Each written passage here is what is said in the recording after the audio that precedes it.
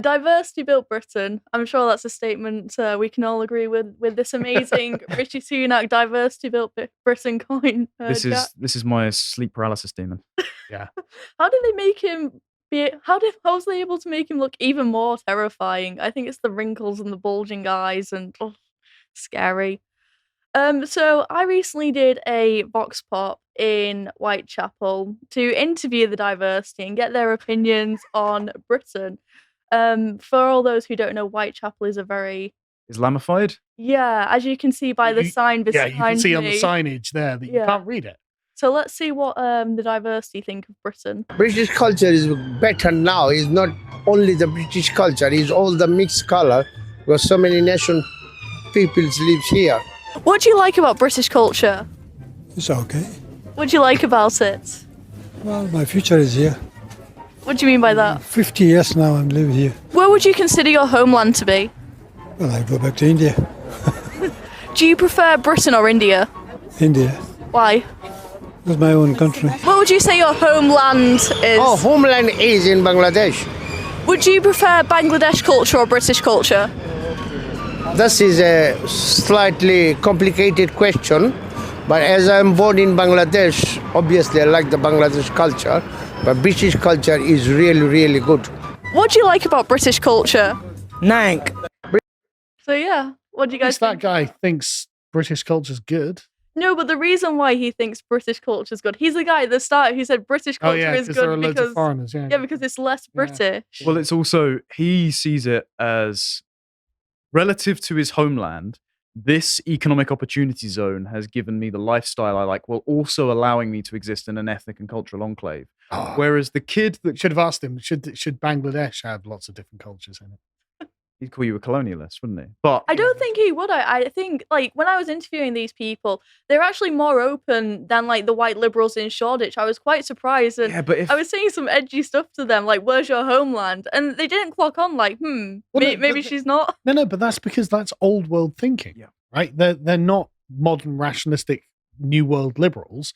They are just, I don't want to say tribal because it sounds condescending, but I'm a tribal person. In-group preference. It's not even, no, that's missing the point. It's like they are a situated people in a time, in a place, on a continuum of a civilization that belongs to this thing. And so if you say, where's your homeland? Well, they go, oh, India, obviously, or Bangladesh, or whatever. But this is why, as I was going to say, the kid at the end with the most British sounding accent, who is obviously not a foreign expatriate, he's the son of immigrants, has gone, I hate this place. Because he is the most dislodged man. Yeah, because he doesn't have that continuum of a homeland to live within. He's literally a global nomad. Yeah, so you've populated the country with a bunch of multicultural expatriates who, if they've never known anything else, only know the place that they feel actively hates them. So you filled the country with people that hate the country. It's not even that they feel the place actively hates them. It's that they're disconnected from the social texture that their fathers and grandfathers. But they're told that the country has always hated people that look like them, invaded their nation, and actively is Islamophobic at the moment. So they do think that the institutions do hate them. But even if they do think that, they still don't like the country because they don't feel like they're a part of something to which they belong. That's the thing. Hello there. I just finished doing the second recording of my Epochs on the life and times and achievements of Leonardo da Vinci. So if you're interested in that sort of thing, please do subscribe to Lotus Eaters, where there is hundreds of hours more content, history-themed content. Hope to see you over there. You know, even in places that are terrible, that have like oppression and stuff like that, the people still feel they belong there. You know. Well, I guess by making their own culture in Whitechapel, this is their belonging. This is their perception of Britain. Well, is it their own culture? That's the thing. Like, there's no one ethnicity. Yeah, my next one, I want to ask like Muslims, what do they think of having a Hindu prime minister and all that kind of thing? That would be very. I think that would be funny. I reckon I'll get some spicy responses. But I think as well, a thing to catch on is the guy who said he's been there for 50 years and he still prefers his own country. Yeah. How's that integration going for you? How's that multiculturalism? Yeah, I'm sure they're British as the rest of us. Yeah, but didn't you know we have magic soil? You spend 50 years in a place and be like, yeah, I wish I was at home. Why doesn't he go home? Well, you lived among the Germans for like 8 years and you wanted to come back to England. Yeah, I mean, it didn't even occur to me. Like, I never wanted to live in Germany. So therefore, why should we be surprised at anyone else, right? It's just that our elites. Well, yeah, no, I'm bought the not. country I'm not full of- surprised at all. But like, I just don't know why you would spend 50 years somewhere and be like, yeah, I kind of wish I was at home. It's like, then go. Yeah, absolutely.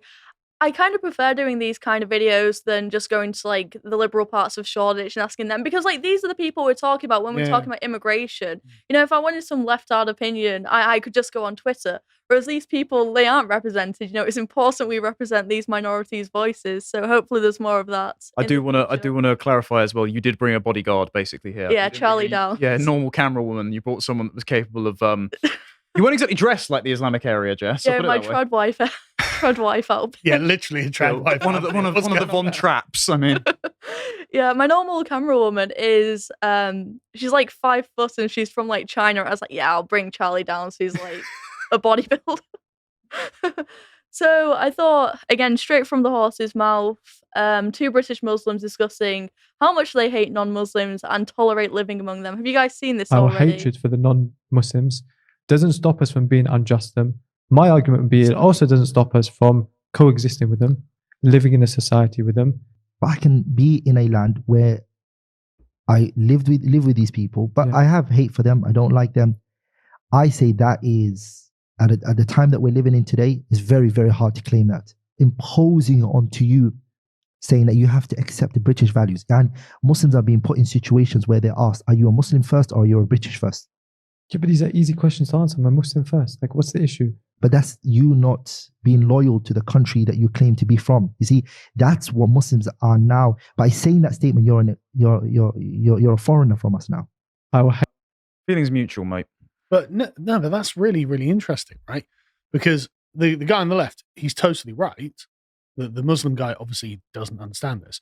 But what neither of them seem to understand is they've turned hatred into a virtue. They've said, no, to be Muslim in non-Muslim countries, we have to nurture hatred against the other. We're not going to treat them unjustly. It's like, oh yeah, I trust you on that one. You know, we just hate you actually, but don't worry, we're not going to do anything unjust to you. But they've turned the act of hating the other person into the virtue. Yeah. That's terrifying. It's to preserve the cultural and ethnic identity from Yeah. the forces of multicultural assimilation. Yes, but that's a terrifying thing to just say. I also think it's so interesting how they recognise as a conflict between, I don't know what they define British values as. Like, that's a very Oh, well, flimsy it's the definition. UK government's going to be like, well, it's diversity and tolerance and inclusivity. Yeah, but even just this general idea of British values, how they recognise as a conflict between being Muslim and believing in these British values, when in reality, it's like, why wouldn't you want to be in a country where your values are reflected? Like, I don't understand that. Like, I went to Budapest last week, and it's just like, this place is actually great. It's like, if I was to immigrate over here, it's like, these are the types of values that I want. Like, I don't understand. Well, I do understand because it's economic reasons, but like, Well, it's also imperial. It's Yeah. also an actively imperialistic ideology. I mean, that statement's going to be criminalized under the next Islamophobia definition, but the Quran does instruct you to conquer by the sword or by a taqiyya. So excuse me if I don't think that you're actively subverting the institutions you claim to hate in your own words.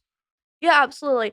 And the point of this segment is just to realize that this country, Britain, is not for us anymore. It is for the immigrants. And I just want As to if go the through. debates in Parliament aren't clear enough about that. I just want to Gosh. go through some case studies, some examples to just like lay home the case. So the first one, Gaza Galloway, and you can tell like it's he wasn't campaigning. Well, he did slightly campaign on like grooming gangs and His first local words were, issues. "This is for Gaza." We won. Like, you know, I mean, I actually don't dislike George Galloway on a personal Mm. level because I think he's a great rhetorician and he's more interesting than a manager. So like is Rishi Satan. Sunak. Yeah, but exactly. He occupies the basic position in British politics that Satan would in the Bible. So I think it's very telling, though, how with the new wave of people coming over, this is the issue that they focus on, not local schools. Well, if it is local schools, it's turning them Muslim realistically, isn't it? As you laid out in your last segment. And I think it's quite sad. It is quite sad that we're not prioritising the British people anymore. Politicians, they're actively campaigning for the immigrant population, pretty much. yeah. Yeah, and then the next one. So, Callum covered this yesterday, I believe. So there was a recent medical scandal where I think it's Nigerian families. There was a scandal of basically young people doing the coursework of their parents for them. And there's over like 700 cases of this, reported by The Guardian, reported by the Daily Mail. And this thread just adequately shows the attitude of people. Like 5 degrees in my family, and I'd say I'm responsible for 4 of them. And there's just so many more examples. Like this thread goes on so long. Well, the interesting thing about this thread is that as soon as Steve Laws pointed this out, Yeah. they started saying, How "Oh man, the dare you say racists have shown up. Why didn't you keep your mouth shut?" And it's because they have a distinct cultural and ethnic in-group preference, and they see the British population existing in an economic zone and the extraction of those resources from that population as totally fair if they are liable for being taken for fools. I mean, there's a reason this is from Nigeria. There's a reason this guy actually, funnily enough, has finesse in his name. That is a phrase, that and 419 is associated with the numerous scams that Nigerians run. And if anyone's ever got one of these scam emails or scam calls, you ever notice the language is in broken English, it's really stupid, no one's going to believe it. They engineer it for specifically the dumbest people to do, because they're more likely to milk those people for their money. So they see you as actually deserving of being robbed. And that's how they see our entire country. Yeah, well, this is the thing. It's like we're always talking about diversity as our strength, all these doctors and nurses coming over. Well, if this is the quality of the doctors and nurses, I'd rather not have them. But I think it's quite telling. A part of Callum's segment yesterday, there is something that you should be like. You should be quite concerned. You should be quite morally concerned about this going on, rather than just laughing at it. Yeah, it's awful. Yeah, I mean, it explains why the rest of the world is terrible, and explains why the European countries are great. Because if we actually have standards that we expect and do keep to, then that makes things better. If you're just grifting your way through other people's standards, you're just going to reduce everything to the position you were in when you began. That's why life expectancies are going down and infant mortality is going up. Atrocious. But I just think on like a moral level as well. Like how could you live with yourself? Yeah. Because they don't see universal moral considerations. That's a purely Christian, post-Christian, if you're liberal, way of looking at it. They see morals as tribal. I just think it's completely terrible. And again, like you said, the consequences of this, So mortality short-sighted. rates going down, it's really sad. And it's a very selfish thing as well. Next one, social housing. What should be, I think, as a libertarian, I'm very skeptical of social housing as it is. But I think if we are going to have some sort of social housing, it should be for those who really need it, who need who need help in society, pretty much. But no, it just seems like a scam at the moment. With Well, it's totally bonkers. Why should someone born outside of the UK be entitled to get the UK taxpayer to pay for them to live in London?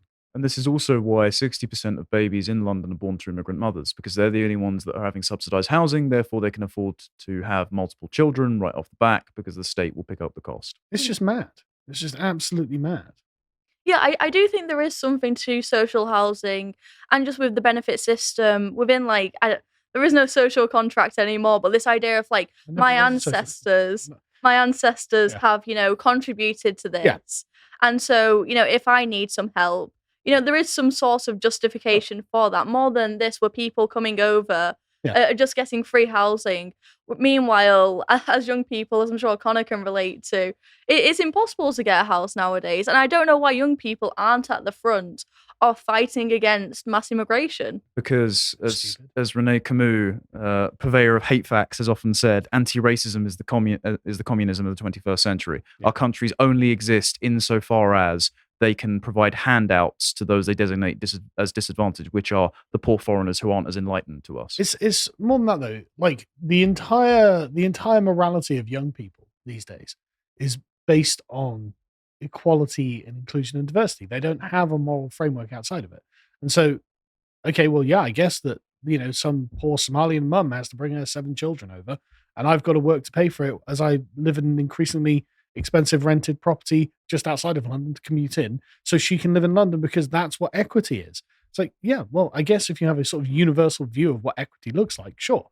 But I mean, anyone who takes a civilizational view and says, well, what about actually British children in Britain that are born to ancestrally British families and will leave ancestrally British, an ancestrally British legacy, how does that look fair to them? And actually, it's not. It's total exploitation to you.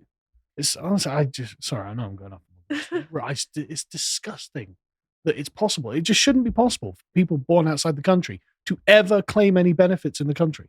That should be off the table. And if I move to Somalia or bloody France or wherever, I repeat myself, then I should be off the table to claim their benefits. If I don't like it, I should go home. I think you only need to be in the country for 5 years. I think it is. And then you're eligible to claim social housing. I think that's the rules. Jack Anderson's done like a wave of videos on this. He's super good on the topic. And for those who are just listening, it's 47.6% of social housing occupants in London are immigrants. Again, like, Half of them. you know how like how high the prices of renting in London is. Like, I can't afford to rent in London, and I'm a student in London, and they're prioritizing people who weren't even born in this country. It's ridiculous. But I'm paying for it. With Yeah. my bloody taxes. The next one, have you guys seen this video? Unfortunately, It's quite an old one, but it's doing the rounds recently, and I think this just hammers home the points. Coming here is gratefulness. just a mental torture. There is a prison. you can leave.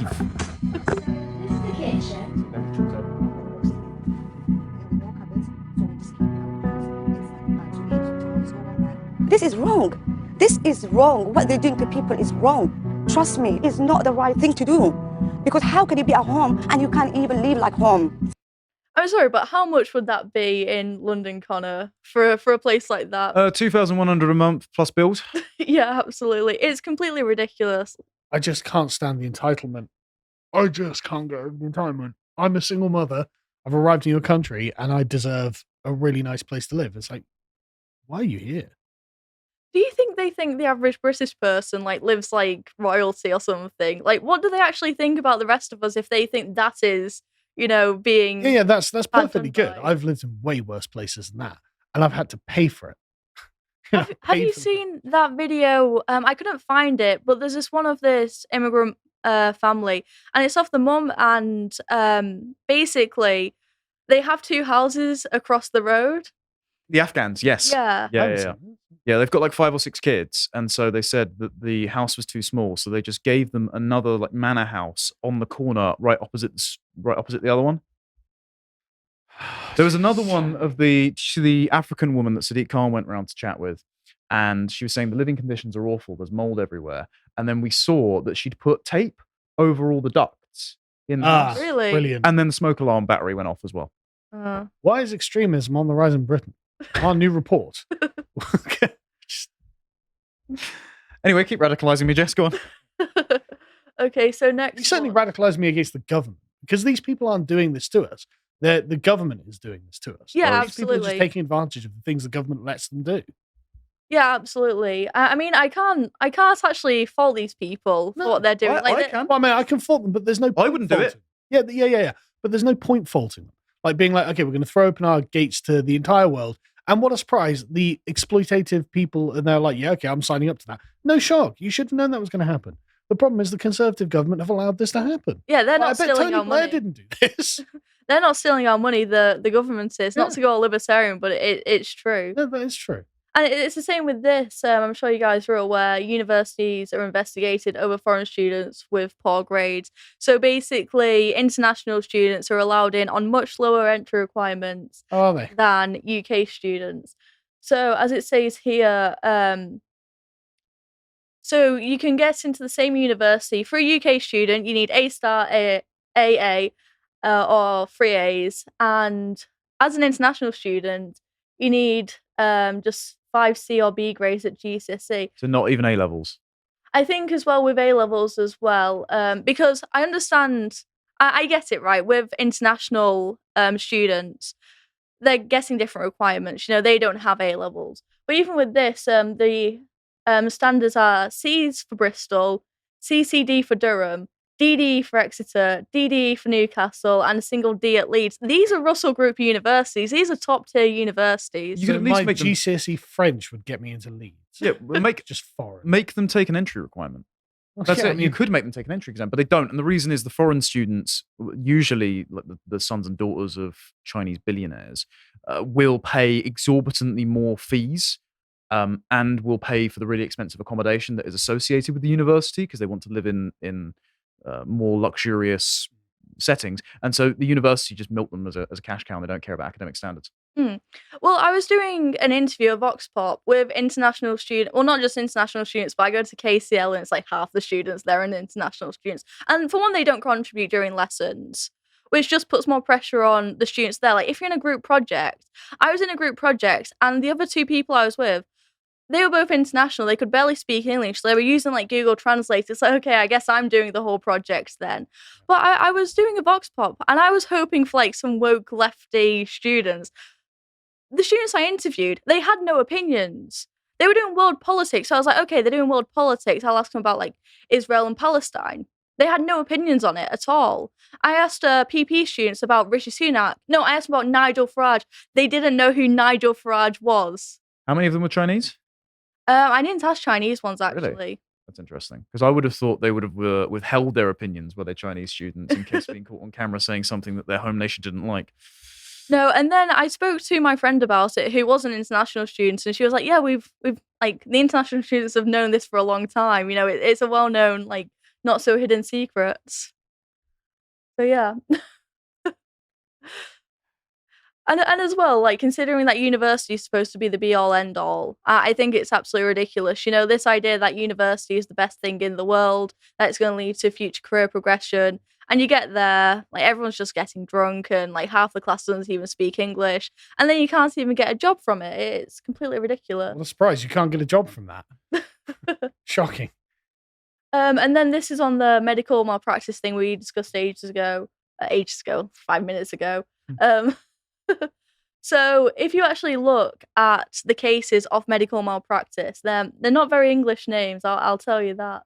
And Anglo-Futurists did a graphic on it, which shows that Blimey, 61%. Yeah, 61%. Okay. Of well, the cases. About the NHS's composition of foreign doctors only about 25 to 30%. Yeah. Okay. All right then. Great doctors and nurses. Yeah. Without them, the NHS won't survive, Jess. And meanwhile, as well, safer to be on the waiting list. It is, isn't it? God. And as we've seen all this, I think it's important to realize that if you, as you've shown with your segment, you can't react against this. You can't have a comment, an opinion on this at all. And if you are, then you get thrown in prison, as shown with Sam Malaya. And I think it was the jury said that he was an example. He was meant to be an example. Like, how is that even a thing? So I found out from a source close to the case, you know the Hitler poster that they found in his garage and said this is proof of intent? It was a comedic poster that his friend had printed out of Hitler doing pull-ups, and it was rolled up and it wasn't even put up. So... I don't trust them. No, neither do I. Look, again, Sam's part of PA, Mark Collett heads up PA, Mark Collett's... No, I mean, I don't trust the police. I don't trust the No, neither do I. Yeah, but, I don't trust but either. he should not be thrown in prison for the statements on these stickers that were included in the court case, such as reject white guilt.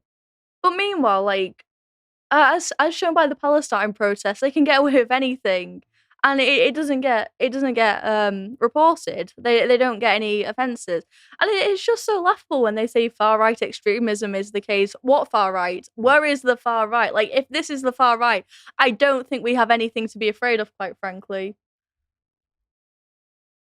And again, like British democracy being targeted by far right and extremist Islamic. Sorry, my voice is going. Why is far right first? Like, considering all the terror incidents, remember that case where that autistic kid Scuffed a Quran. Yeah, and he was being sent death threats. What about the Batley Grammar School teacher? Is he's still in hiding. 4 years in hiding? Do we know? Do we know who he is? Any security for him, or just all the security going to the mosques? And I just think it's very symbolic of where Britain is going. It's not for the British people anymore. I don't think it's been for the British people for a long time. And I think that's the future. And like you covered on your comment, on your segment, Connor, this is what extremism means, which I think will cover most of us and everyone we know at this point. And it's just to silence us. I think. Yeah, that could be defined as broadly or as narrowly as they like. Yeah, I can't wait to be sitting in a holding cell next to a mass murderer and he asks, "What did you do?" And I say, "Cited ONS statistics." But yeah, that's how diversity is our strength, I guess. And you can follow me on Twitter. Thanks, John. If you appreciated that episode from the podcast of the Lotus Eaters, you can go to lotuseaters.com to get access to all the premium content that's on the site, such as Brokenomics, this episode on life after the dollar death. If you'd like to find out what else is being put out, you can follow on Twitter at lotuseaters_com on Twitter. Thank you and goodbye.